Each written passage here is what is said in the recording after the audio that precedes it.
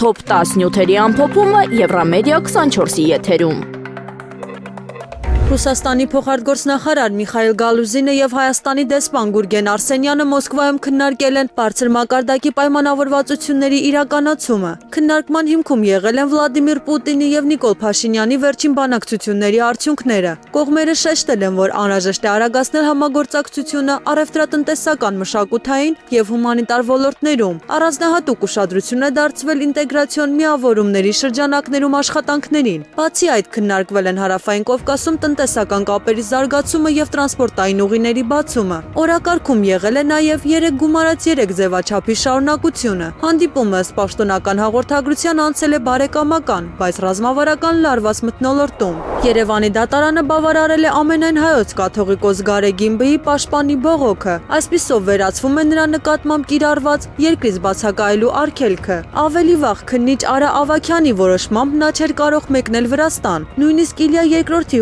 ուղարկավորությանը մասնակցությունը արգելվել էր։ Դատախազությունը նույնպես մերժել էր բողոքը, խորացնելով ճգնաժամը։ Սակայն դատավոր Անի Դանիելյանի որոշումը շրջադարձային է դարձել։ Փաստաբան Արա Զոհրաբյանը հայտարարել է՝ իրավական հաղթանակը կայացել է։ Իրանցի փորձագետ Ալի-Ռեզա Նազիֆը կոշտ գնահատական է տվել տարածաշրջանային զարգացումներին։ Նրա խոսքով Թրամփի թրիփ ուղին չի ապահովի Հայաստանի շահերը։ Նա պնդում է, որ այս նախագիծը կարող է խաթարել Հայաստան-Իրան ռազմավարական կապը։ Նազիֆը հիշեցրել է, որ Իրանը երբեք չի հանդուրժի սահմանի փակումը։ Նա նաև ընդգծել է, որ տարածաշրջանը մտնում է ուժերի նոր բաշխման փուլ։ Ըստ նրա, Իրանը արդեն ձևավորում է գլոբալ դերակատարի դիրք։ Հարցազրույցը հստակ ազդակ է։ Թեհրանը պատրաստ է կոշտ հակազդեցության։ Կենտրոնական ընտրական հանձնաժողովը հրավիրում է բոլոր քաղաքական ուժերին։ Հանդիպումը նախատեսված է ապրիլի 14-ին Երևանի վարչական շենքում։ Քննարկվելու են առաջիկա ազգային ժողովի ընտրությունների տեխնիկական եւ թվային գործիքները։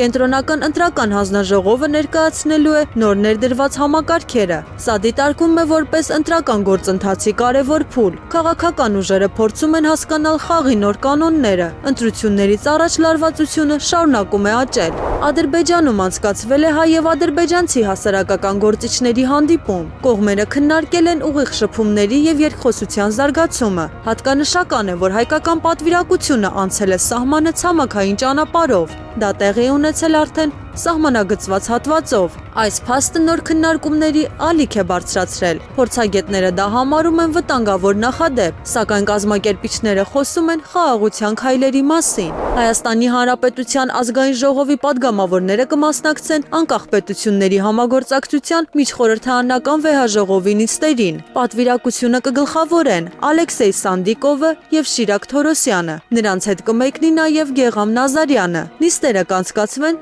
Սանկտ Պետերբուրգում ապրիլի 15-ից 17-ը։ Քննարկվելու են տնտեսության, կրթության եւ մշակույթի հարցեր։ Սա դիտարկվում է որպես Երևանի ակտիվացում պետությունների համագործակցության հարթակում։ Քաղաքական ֆոնը այս այցին տալիս է լրացուցիչ նշանակություն։ Ապրիլի 11-ի առավոտյան ծանր ավտովթար է տեղի ունեցել Քուչակ ապարան ճանապարհին, ցնցելով քաղաքական դաշտը։ Բախվել են ներքին գործերի նախարարության ոստիկանության, գվարդիայի, Հոնդա ավտոբուսն ու Նիսան Մագնիշի մեքենան։ Նախնական տվյալներով կա 1 զոհ եւ առնվազն 12 վիրավոր, որոնք տեղափոխվել են բուժհաստատություններ։ Իրավապահները հաստատել են, որ դեպքի առթիվ արդեն իսկ նախաձեռնվել է քրեական վարույթ։ Միջադեպը տեղի ունեցել ժամը 7:50-ի սահմաններում։ Երթևեկության ակտիվ ժամերին, ըստ մամուլում շրջանառվող տեղեկությունների, ավտոբուսը ուղեկցում էր Նիկոլ Փաշինյանի Շարասյանը դեպի Լոռու մարզ։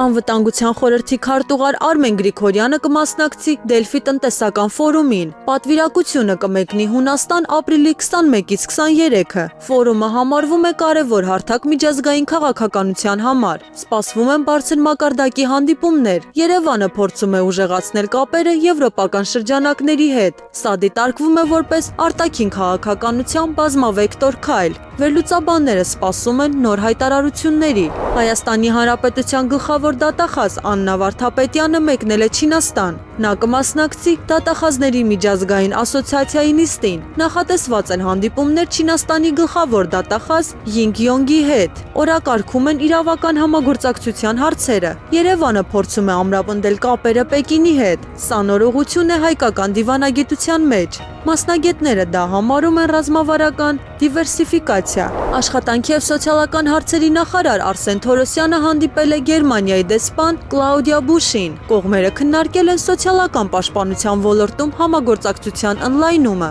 Թորոսյանը բարձր է գնահատել երկու երկրների հարաբերությունների մակարդակը։ Հանդիպման ընթացքում ներկայացվել են ոլորտային բարեփոխումները։